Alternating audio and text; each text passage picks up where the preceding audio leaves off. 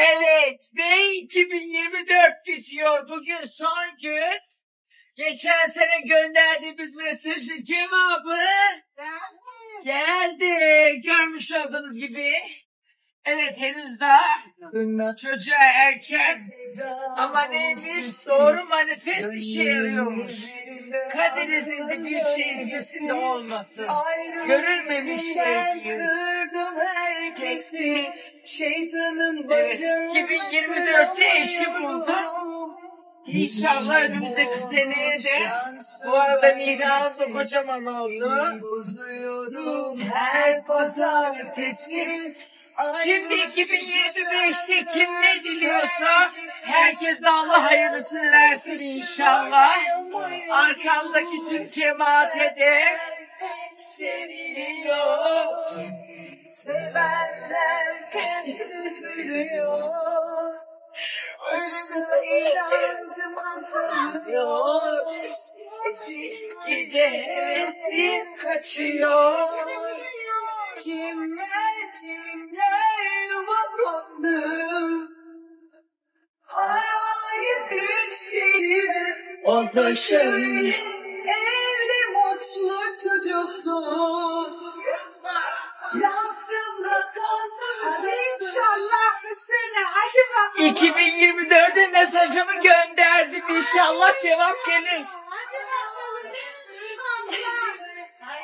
Şöyle evli mutlu çocuklu. Ya seneye yılbaşına şu evde karımla çolunur. Çocuk hemen olmaz değil mi? Evet. 9 ay. Bize sadece mutlu olmak yeterli. Evli Bak Mihra bak. Bak Mihra.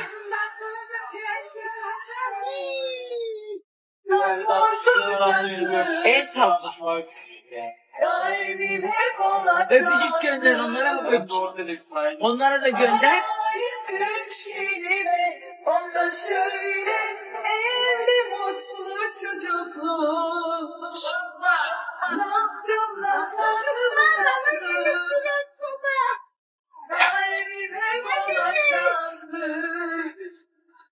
Hayalim hadi el salla.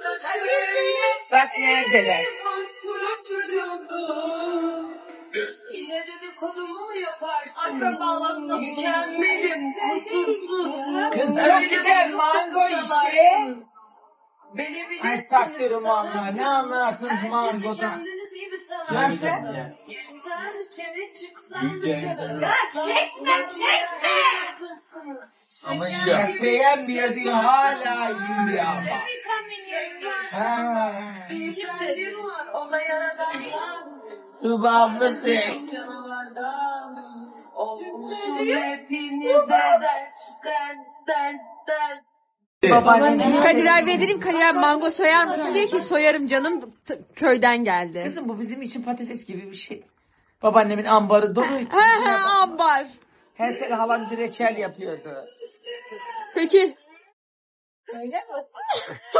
Gaydaymış bu. Peki bak. Dur bekle.